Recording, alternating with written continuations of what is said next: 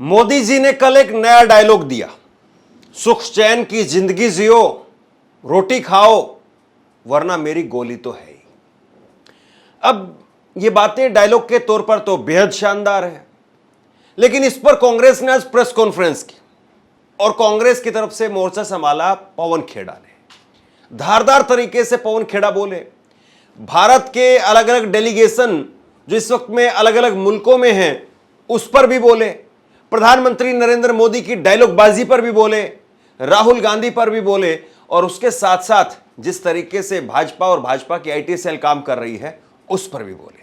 4 बड़े सवाल पवन खेड़ा ने सीधे सरकार से पूछा, और वो 4 सवाल जिनका जवाब क्या बीजेपी की तरफ से आएगा, यह अपने आप में बहुत बड़ा सवाल है। लेकिन सबसे पहले जरा सुनिए मोदी जी का यह डायलॉग जिस पर प्रेस कॉन्फ्रेंस हुई और उसके बाद में 4 सवाल पूछे गए कि सुख चैन की रोटी खाओ, नहीं तो मेरी गोली तो है ही।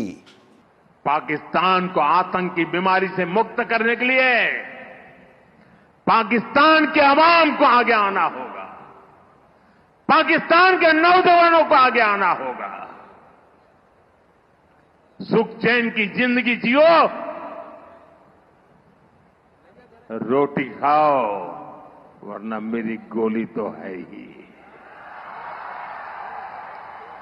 अब इस पर पवन खेड़ा ने कहा कि प्रधानमंत्री को यह डायलॉगबाजी बंद करनी चाहिए, प्रेम चोपड़ा वाले डायलॉग बंद करने चाहिए। ये प्रेम चोपड़ा वाले डायलॉग तो हम बचपन से फिल्में देखते रहे, सुनते रहे हैं, वो कुछ सीरियस बात करें। और उन्होंने कहा कि जब पहलगाम का ऑपरेशन हुआ तब से लेकर के और आप अभी तक कांग्रेस पार्टी और भारतीय जनता पार्टी का अंतर देखिए, विपक्ष के नेताओं की भाषा और सत्ता पक्ष के नेताओं की भाषा, उसका अंतर देखिए, और मोदी की प्रेम चोपड़ा वाली डायलॉगबाजी देखिए। जो पीड़ादायक बात है, जो शर्मनाक बात है, वो क्या है कि एक तरफ कांग्रेस पार्टी, पूरा देश, पूरा विपक्ष देश हित में डटा हुआ है आज तक, लेकिन 22 तारीख अप्रैल की रात से आज तक भाजपा की जो ओछे दर्जे की राजनीति, बहुत निम्न स्तर की राजनीति, उसमें कहीं कोई रोक टोक नहीं थी, वो रुके नहीं, वो उसी निम्न स्तर पे लगे रहे, अभी भी लगे हुए हैं। और अपना जो विभाजनकारी उनका एजेंडा है, एक तरह से माफ कीजिएगा, उन्होंने आपदा में अवसर ढूंढा। पूरे देश में आवाज उठ रही थी कि पाकिस्तान को जवाब दिया जाए, आतंकियों के खिलाफ कदम उठाए जाएं। भाजपा के लोग कश्मीर के छात्र छात्राओं के साथ दुर्व्यवहार कर रहे थे, देश की जो अकलियत है, माइनॉरिटी है, मुसलमान है, उनके साथ दुर्व्यवहार कर रहे थे। सोशल मीडिया पर क्या कर रहे थे आपके सामने, आपदा में अवसर इसीलिए कहता हूं। और जो आधिकारिक सोशल मीडिया हैंडल्स हैं उसमें एक धार्मिक उन्माद फैलाने की चेष्टा की गई।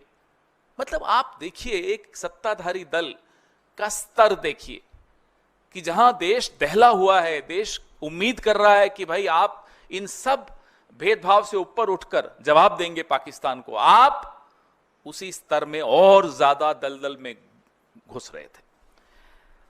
आपने वो काम किया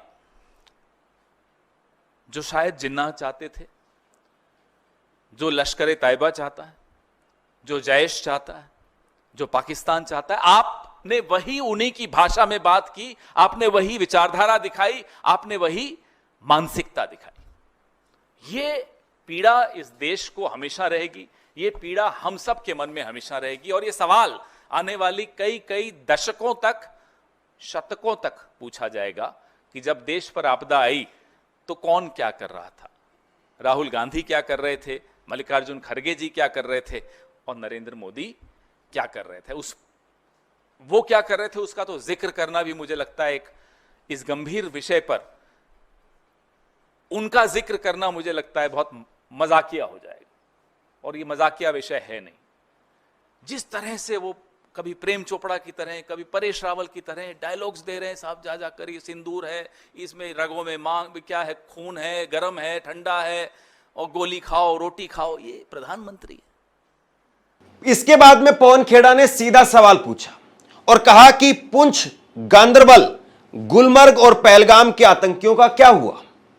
पाकिस्तान से सीज फायर किन शर्तों पर हुआ? हाफिज सईद और मसूद अजहर बचकर के कैसे निकले? क्या सीज फायर की शर्तों में इन आतंकियों का वापस लाना शामिल था? आज तक हमें जवाब नहीं मिला कि 2023 में पुंछ में जो आतंकियों ने किया, 2 अक्टूबर 2024 में गांधरबल में जो किया, गुलमर्ग में अक्टूबर 2024 में जो किया, पहलगांव में अप्रैल 2025 में जो किया, उन आतंकियों का क्या हुआ? वो कहां है? आज तक जवाब नहीं मिला कि सीजफायर किन शर्तों पर हुआ। आज तक जवाब नहीं मिला हाफिज सईद, अजहर, मसूद बच के कैसे निकल गए। क्या सीजफायर की शर्तों में इन्हें वापस लाना है या नहीं है? कोई जवाब नहीं। जवाब मांगो, सवाल पूछो तो ये डायलॉग आते हैं आपके पास। पिक्चरें हम सबने देखी है साहब, हमारा सारा बचपन पिक्चरें देखकर गुजरा है, लेकिन गंभीर विषयों पे गंभीर चर्चा होनी चाहिए या पिक्चरों के डायलॉग होने चाहिए? पूरी विदेश नीति ट्रोल्स को आउटसोर्स कर दी, पूरी सुरक्षा नीति ट्रोल्स को आउटसोर्स कर दी, पूरी आंतरिक नीतियां जो है, राजनीति जो है, राजनीतिक विमर्श जो है, ट्रोल्स को आउटसोर्स कर दिया। ये उसका नतीजा मैं आपको बताता हूं क्या हुआ पिछले 10 घंटों में। क्या हुआ विदेश नीति का, मैं आपको एक ज्वलंत उदाहरण देता हूं। कुवैत ने पाकिस्तान से वीजा की रेस्ट्रिक्शंस, जो रोक थी, वो हटा दी। ये अभी कल हुआ है। कुवैत में जो लेबर फोर्स है 21% भारत का है। यह भारत की विदेश नीति है कि अब चूंकि अमेरिकी राष्ट्रपति डोनाल्ड ट्रंप ने पाकिस्तान और हिंदुस्तान को हाइफनेट कर दिया, एक कर दिया, और हमारे यहां से चू नहीं निकली, न प्रेम चोपड़ा बोला, न परेश रावल बोला, तो उसकी यह हालत हो गई कि कुवैत अब भारत और पाकिस्तान को एक दृष्टि से देखने लग गया। जो रेस्ट्रिक्शन थी वीजा पाकिस्तानियों पर कुवैत से, वो हट गई, और पाकिस्तान और कुवैत अब लेबर ट्रीटी साइन करने वाला है। यह भी आप सुन लीजिए, यह है आपकी विदेश नीति का नतीजा। एक और उदाहरण देता हूं, यह अभी पहलगांव के बाद ही हुआ है। UAE, United Arab Emirates, Pakistan और भारत की हाइफनेशन का नतीजा देखिए कि 5 साल का वीजा की अनुमति पाकिस्तान को भी दे दी। यह स्थिति अब हमारी विदेश नीति की हो गई है। हम रोज कह रहे हैं, पिछले 1 महीने से कह रहे हैं कि साहब, एक नेपाल और भूटान तक नहीं बोला जब भारत पर संकट आया। किसी एक देश ने पाकिस्तान को आतंकी देश नहीं बोला। हमारी जुबान अकेले हम बोलते रहे, हमारी बात में बात नहीं मिलाई किसी ने। ये विदेश नीति की कमजोरी नहीं है तो और क्या है?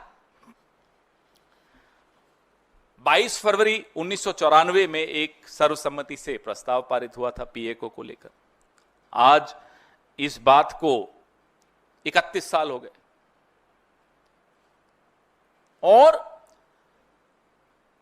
इस 31 सालों में बहुत कुछ बदला है, बहुत कुछ हुआ है, लेकिन जो मई 2025 के इस द्वंद्व में मालूम पड़ा, वो बहुत चिंता का विषय है कि कैसे चीन और पाकिस्तान एक होकर टेक्नोलॉजी के माध्यम से एक होकर आए, एक होकर दिखे। इससे ज्यादा खौफनाक और क्या हो सकता है कि हम इसके लिए तैयार नहीं हैं।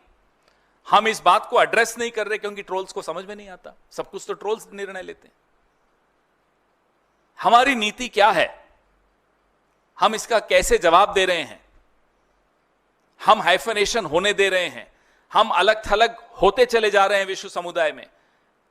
अभी कल ईरान ने खुलकर पाकिस्तान को बोला, और ये वही ईरान है जिसके खिलाफ आपके ट्रोल्स टीवी पे, जिनको ये लोग भेजते हैं एक्सपर्ट बना बना के, आपने देखा पिछले 1 महीने में उस एक ट्रोल नहीं, अनेक ट्रोल हैं, ईरान के ऊपर कितनी भद्दी टिप्पणियां की।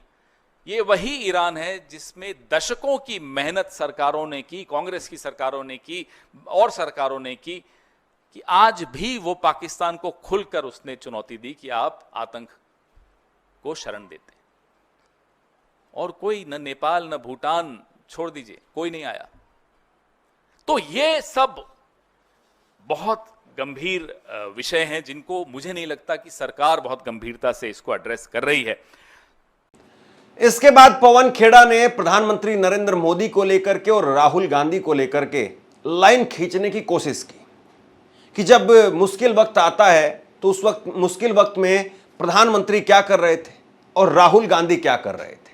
जब संकट का दौर आता है किसी व्यक्ति पर, किसी परिवार पर, किसी समाज पर, किसी देश पर, तो अपने पराये की और निडर और कायर की पहचान हो जाती है। अभी 22 अप्रैल को देश पर एक संकट का समय आया, पूरा देश दहल गया किस तरह से 26 निर्दोष सैलानी टूरिस्ट आतंकियों के हाथ मारे गए पहलगाम में। और देश एक आवाज में बोल रहा था, मांग कर रहा था देश के प्रधानमंत्री से, देश के रहनुमा से कि आप आतंकवाद के खिलाफ जो कदम उठाने हैं उठाइए। एक जिम्मेदार विपक्ष की हैसियत से कांग्रेस पार्टी ने 22 अप्रैल की रात को ही तुरंत एक स्टेटमेंट जारी किया और संकट की इस घड़ी में सरकार से कहा कि हम आप जो निर्णय लेंगे उसके साथ खड़े होंगे। नेता प्रतिपक्ष श्री राहुल गांधी विदेश यात्रा को बीच में ही छोड़कर लौटे। कांग्रेस अध्यक्ष श्री मल्लिकार्जुन खड़गे ने आग्रह किया सरकार से कि आप ऑल पार्टी मीटिंग बुलाइए और उस बैठक में हमने बिना किसी किंतु परंतु के सरकार को कहा आप जो कदम उठाएंगे हम आपके साथ रहेंगे, एक आवाज में बोलेंगे। और एक आवाज में बोला। तुरंत हमने कांग्रेस कार्य समिति की बैठक भी बुलाई और उसमें भी यही प्रस्ताव पारित किया कि हम अपने सैन्य बलों का मनोबल बढ़ाने के लिए राजनीतिक रूप से एक आवाज में बात करेंगे। राहुल जी पहलगाम के पीड़ितों से मिलने गए, अस्पताल में गए, वहां के अलग अलग भिन्न भिन्न स्टेक होल्डर्स से मिले, वो पोनी एसोसिएशन हो, अलग अलग एसोसिएशन से वो वहां मिले।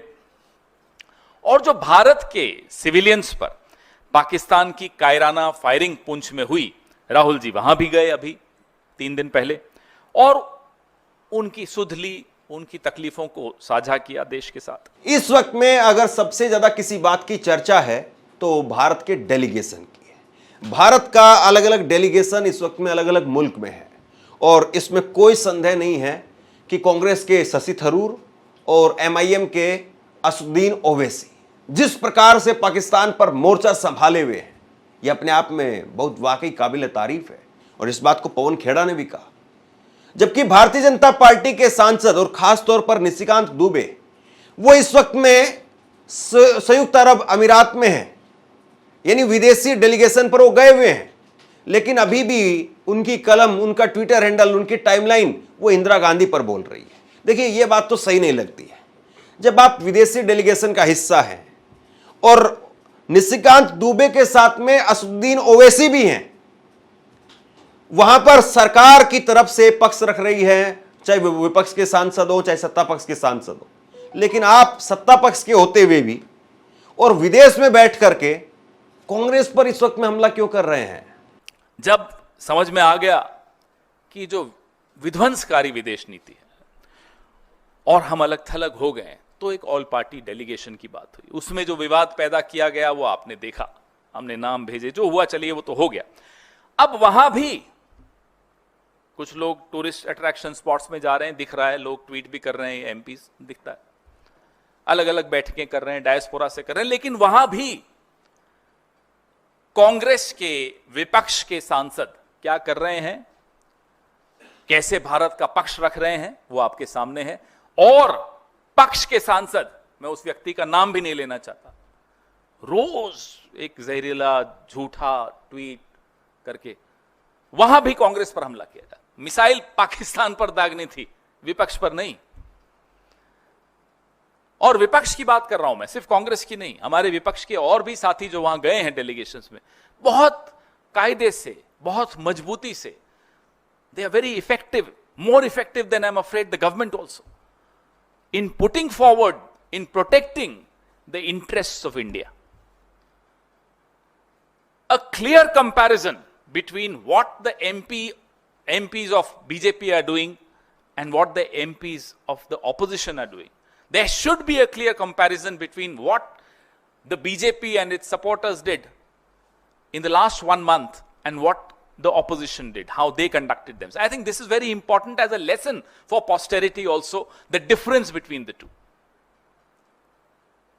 बात कर रहे हैं साहब, कराची पर जा रहे हैं, इस्लामाबाद में हमला हो रहा है, कराची बेकरी पे हमला कर रहे थे, और वो भी किसी बेचारे ऐसे शख्स की थी। ऐसे ये तभी मैं कहता हूं सारी नीतियां इन्होंने ट्रोल्स को दे दी। ये सरकार अब ट्रोल्स चला रहे हैं। आप सबको चिंता में नींद नहीं आनी चाहिए जब ये बात आपको समझ में आ जाएगी तो।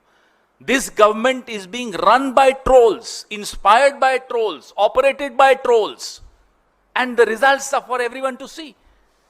When the prime minister talks in the language of a troll,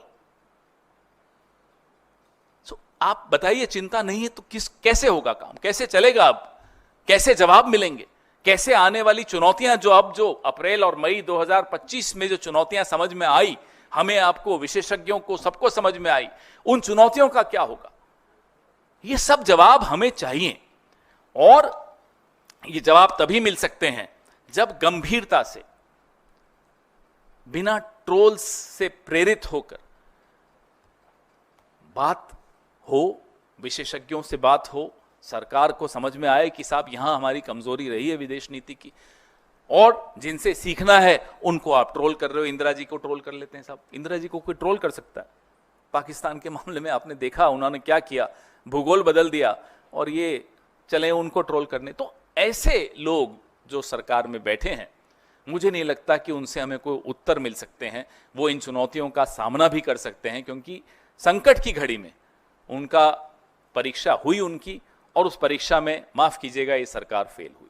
सबसे बड़ा सवाल यही है कि क्या प्रधानमंत्री नरेंद्र मोदी या भारतीय जनता पार्टी के सांसद वो लफाजी में ही पूरा समय निकाल देंगे, या कॉन्क्रीट तौर पर वाकई सीज फायर को लेकर के जो गंभीर सवाल हैं उनका जवाब भी देंगे? बड़ा सवाल ये है। आप क्या सोचते हैं नीचे कमेंट बॉक्स में लिख करके जरूर बताइए। इस खबर को शेयर कीजिए और इसी तरह की तमाम खबरों के लिए ऑनलाइन न्यूज़ भारत को सब्सक्राइब कीजिए। धन्यवाद।